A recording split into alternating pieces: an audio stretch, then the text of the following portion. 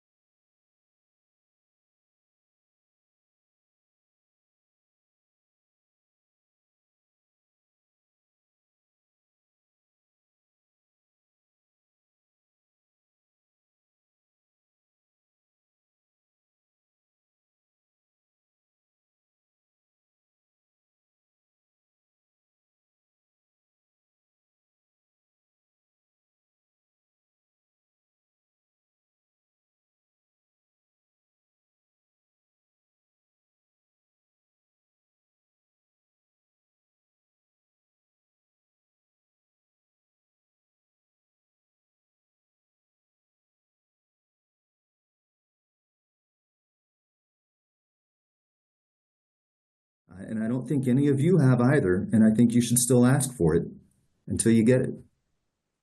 And good morning, everybody. Just chime in on the other budget, the transportation budget. We too are anticipating some updates from the governor. Haven't seen anything yet. We're still working off the previous governor's template, which has put us in about a $1 billion shortfall. On the difference between the operating and the transportation is that ours is not necessarily driven by revenue. It's driven by the ever increasing costs of all of the various projects throughout our state that we've seen just massively increase over the last several years.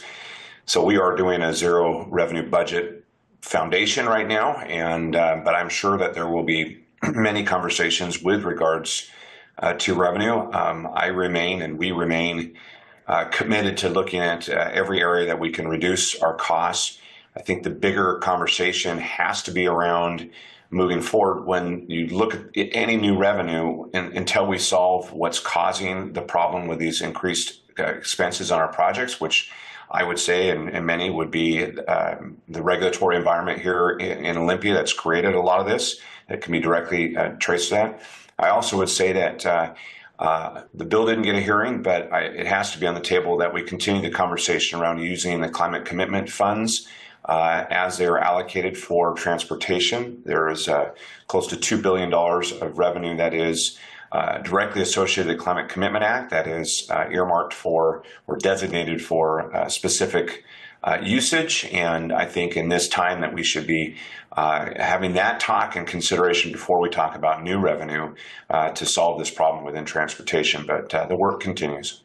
Yeah, I think Representative Barkis brings up a good point. Instead of us being able to focus on what I think is a legitimate bipartisan issue around fixing some holes in the transportation, we're in this situation. I also want to commend the governor for not just an initial, the gut reaction of going to new taxes.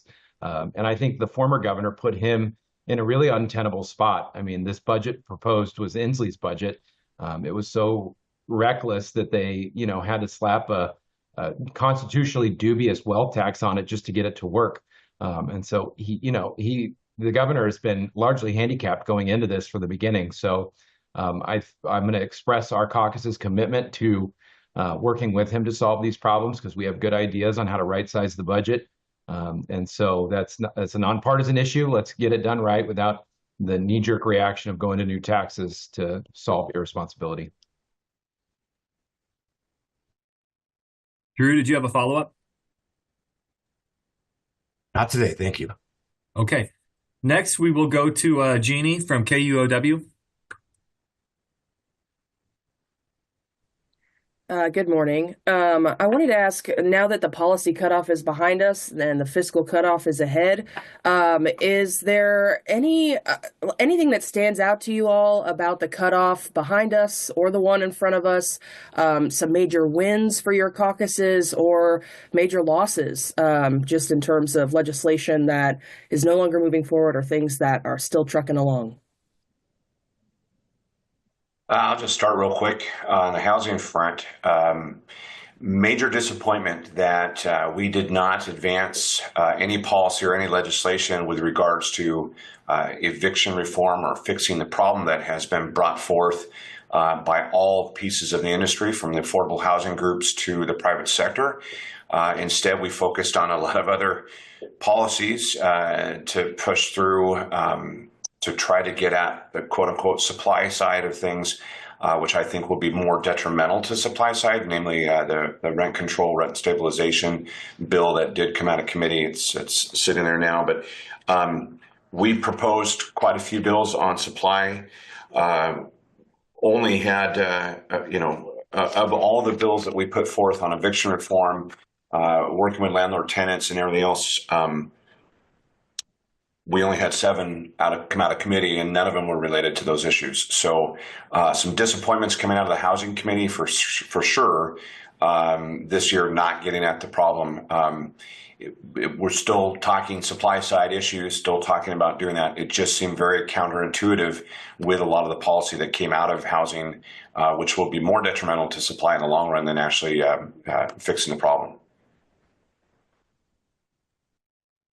Yeah, I mentioned a few in opening comments. I'll mention a few more, good bills that came out. I talked about chronic absenteeism, sixth grade, the law enforcement grants, but also we have some annual reporting for emissions that run by Senator Banky, 5036, a good Senator Gildon bill that would address this issue we have with citizens being dually enrolled in Medicare in our state and other states. It's a huge waste of money.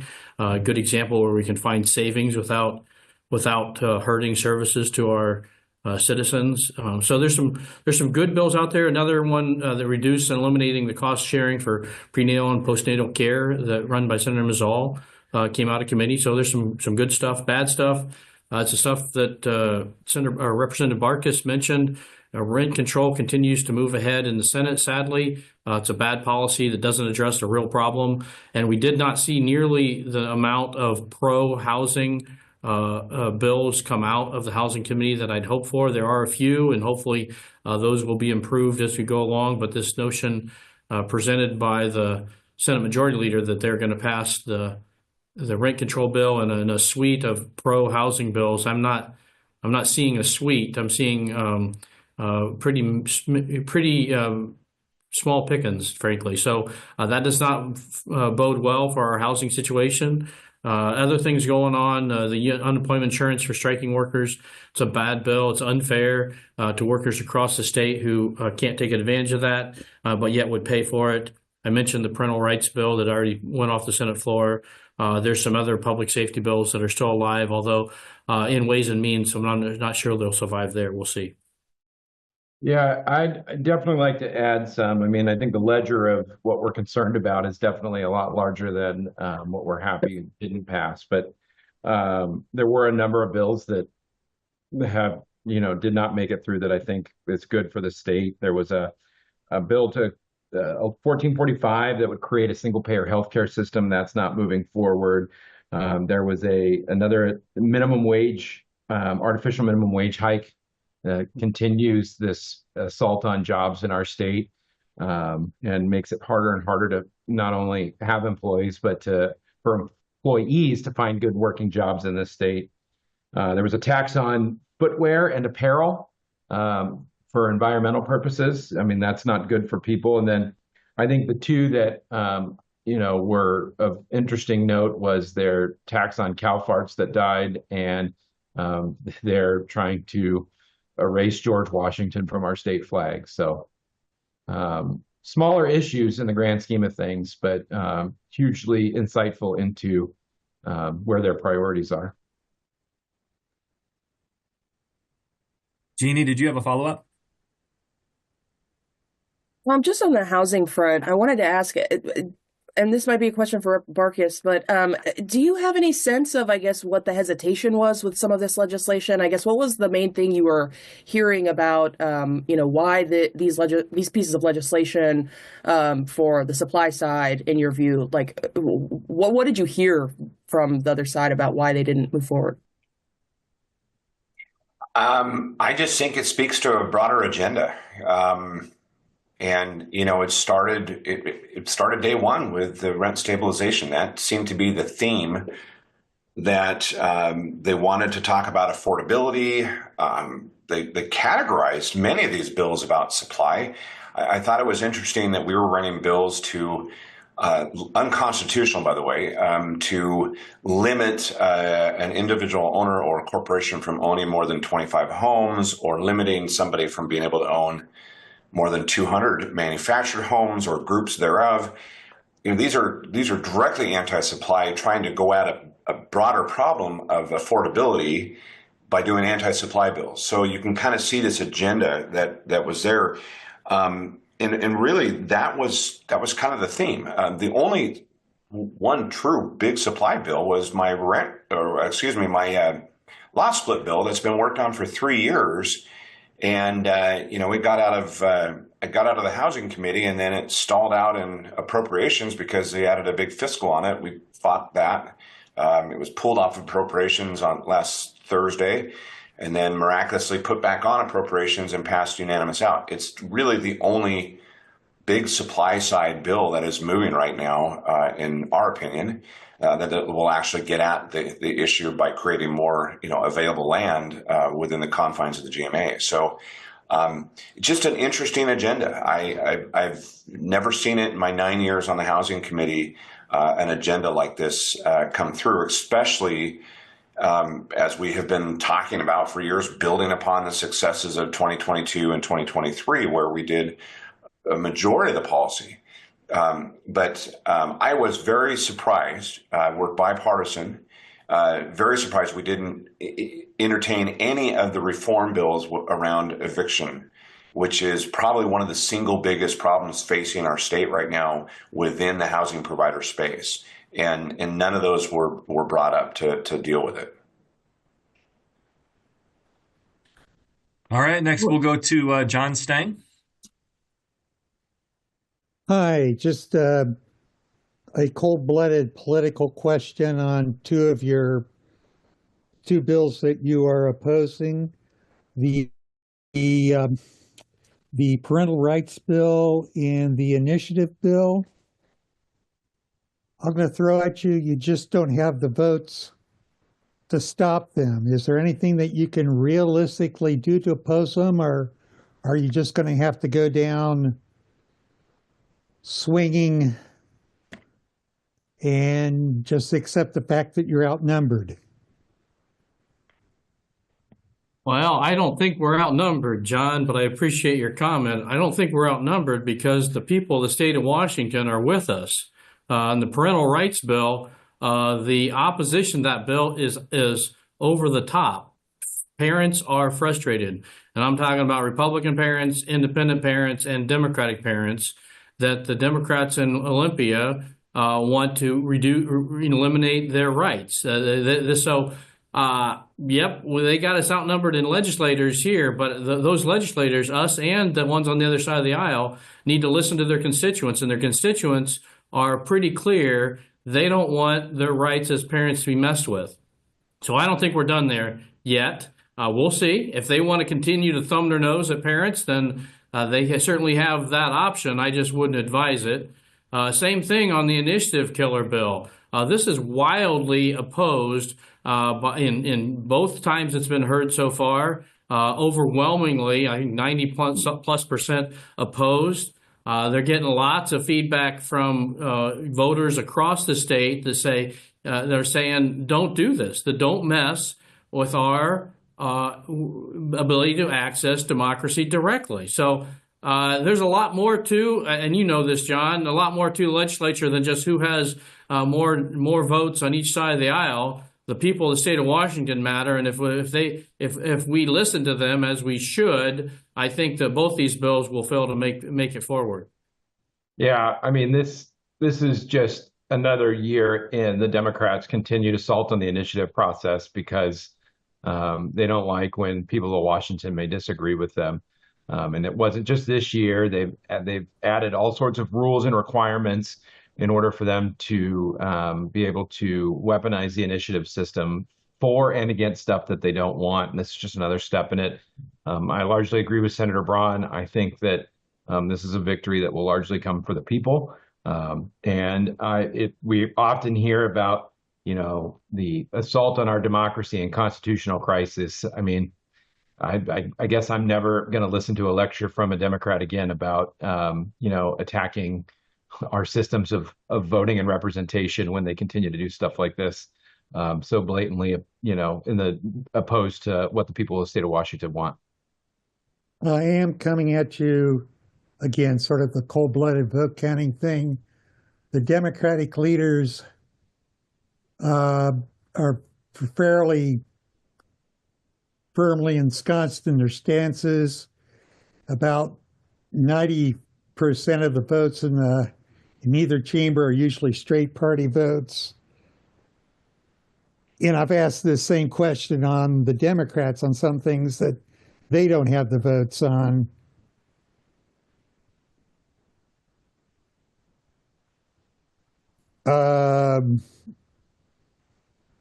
Do you have a realistic chance Yeah, I would say I think we do have a realistic chance. I think there is a lot of Democrats over there that believe in the initiative process. As a matter of fact, there's initiatives that they've supported.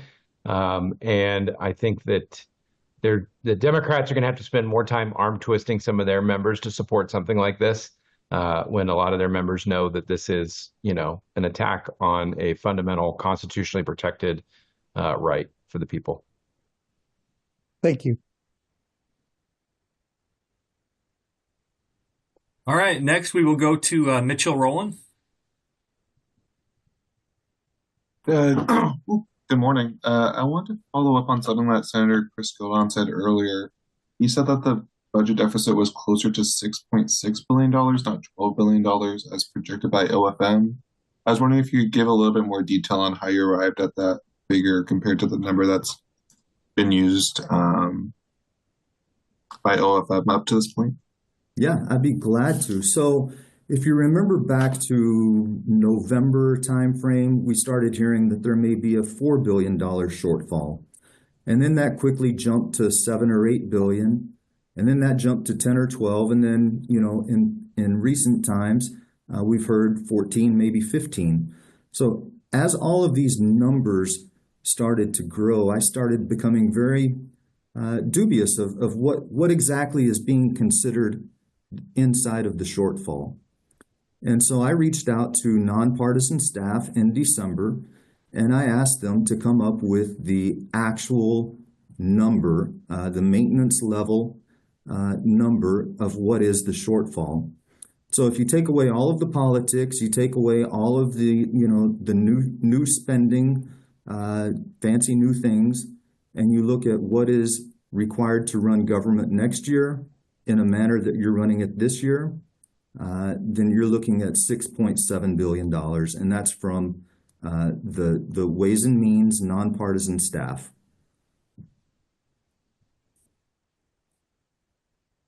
Mitchell, did you have a follow-up? Just to clarify, so that 6.7 billion, would that be spread out over 4 years as well? That's correct. Okay. Alrighty, thank you. All right, next we will go with Bill from Washington State Standard. Hi there. Thanks for taking my questions. I have two. They're on two different tax bills that are being heard in House Finance this morning. Just trying to get your perspective on each of these. One is HB 1907. It would apply business and the B&O tax and sales and use tax to storage unit transactions. And the other is HB 1839, which would eliminate a $9 million cap on the advanced computing surcharge. That's a tax that's on large tech firms, and the money goes to higher education. Just hoping to get some perspective from your positions on those bills, if possible.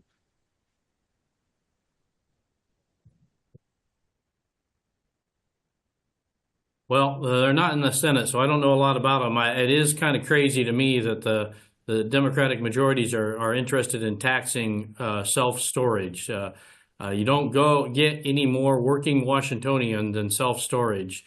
They claim to want to have progressive taxes that get after the folks at the top of the spectrum. This seems like the absolute opposite of that. So I'm a little surprised they're doing that. On the cap on the advanced computing surcharge, this seems just plain counterproductive. This is something that's put in place to help encourage technical education. It's working. We have a vibrant and tech sector in our state. Some would say the foundation of our economy. Why, in that situation, would you want to attack the part of your economy that's doing so well? It doesn't make any sense. Well, I would argue that ag is the foundation of our economy, but that's okay. We have many great sectors in our economy. Thankfully, we're very lucky. That's right. Now, here's the thing. Representative Stokesbury said this quite often, and he's right. You tax things you want to have less of, right? The Climate Commitment Act was a tax to reduce carbon.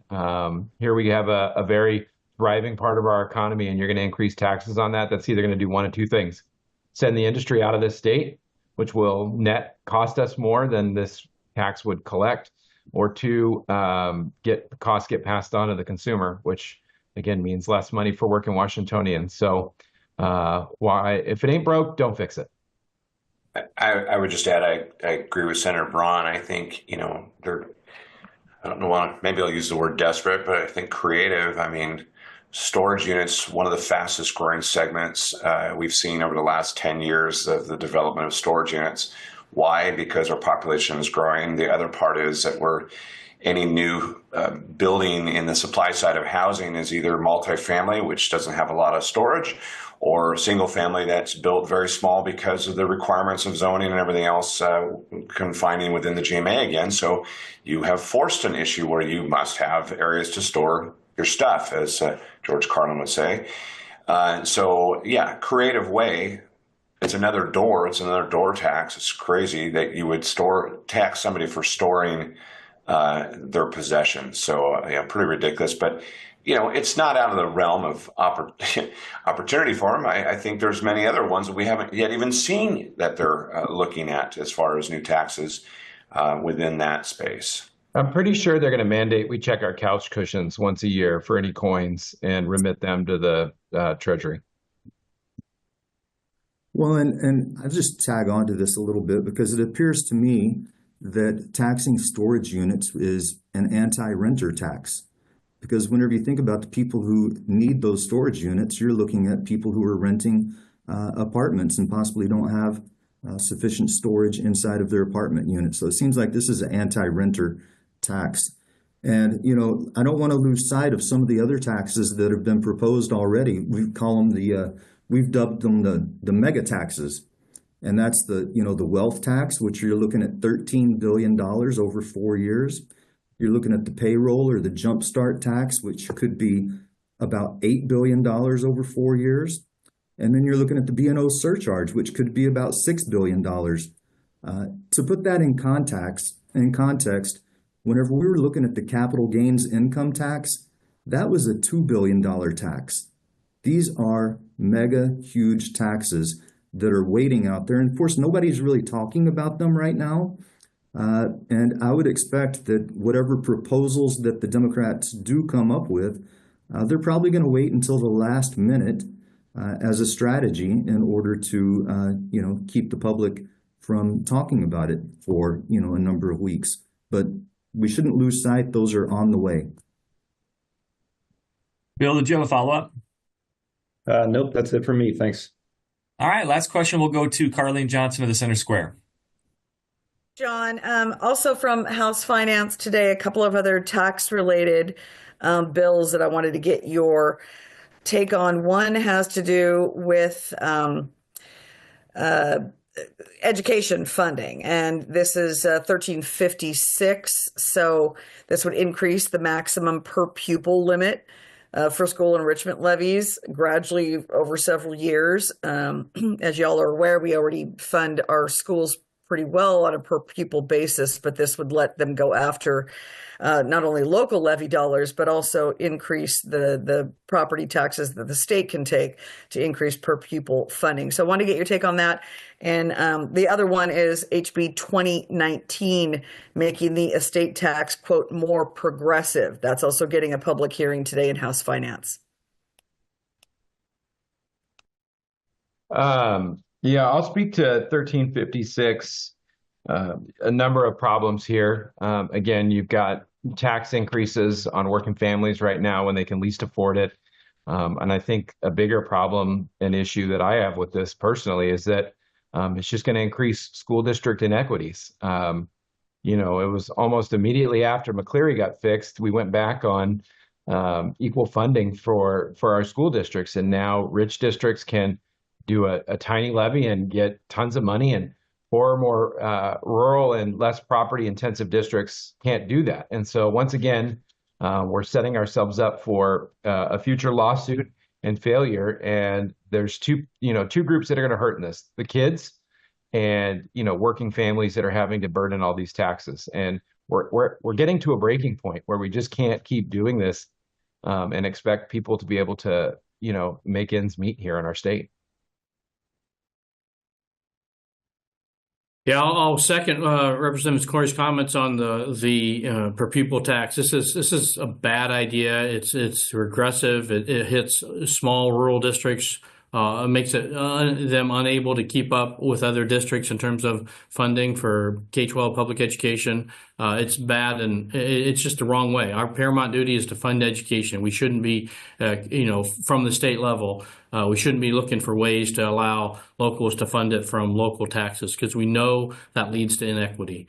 When it comes to the estate tax, it is House bill, so I don't know it super well. I know a little bit about it. I think there's at least one good aspect of it is that it raises and ties the exemption to CPI again. That's how it was done back in, I think, like 2014. That particular CPI marker expired, and therefore we have kind of this strange place in state law where it doesn't increase over time with inflation. I think that's a small good thing in the bill. But broadly, the bill takes what is one of the most outrageous death taxes in the country and makes it worse, which is hard to imagine, but that's what it appears to do. So on balance, bad bill, the wrong approach to fixing what is a real problem in our state tax statute. Carlene, did you have a follow-up? Nope, that'll do it. Thank you. All right, with that, we will go to closing remarks, starting with Representative Corey. Yeah, thank you, John. I want to thank everyone for joining us today, and some really good questions. I mean, that's kind of the universe where we're looking at, and I will speak for my House Republican caucus that we are coming to the Capitol every day to fight for working Washingtonians. We're looking at every single proposal as how does that impact moms and dads, families across this state, and what can we do to reduce the burden on them. There's some bipartisan areas that we're working on, and obviously you've heard a lot of areas where we're going to be fundamentally opposed, and it's our North Star, and it's very clear what we need to do. And the good news is we've got proposed solutions to help fix Washington, address these concerns around the budget, get out of here on time and without creating new taxes and burdens on businesses and families in our state. Yeah, I'll just add a few things. One, I want to thank everyone for being here. We're week 7. It's about to get exciting. We've been pretty quiet when it comes to the budget, but this is going to be the issue through the end of the session is how do we come up with a budget that lives within our means, that gets our spending back on a good track, and doesn't go down the road of these enormous mega taxes that are going to be wildly harmful to our state at every economic level. And Senator Gilding did a great job of explaining just how big these would be and how impactful they would be to the cost of living here in our state, and frankly to the economic vitality of our state going forward. So this is the time when we need media more than ever. I appreciate your questions. Keep them coming. I hope you'll spend a little bit more time focused on the budget. It's not always an exciting thing, but this is the most important thing we have going on in the next 9 weeks, or 8 weeks, I guess. Is how do we live within our means? How do we do the right thing for the people of the state of Washington without driving the cost of living up even more? So thanks again. Have a great day. All right. Thank you, everyone. We will be back next Tuesday at the same time. Great. Thank you.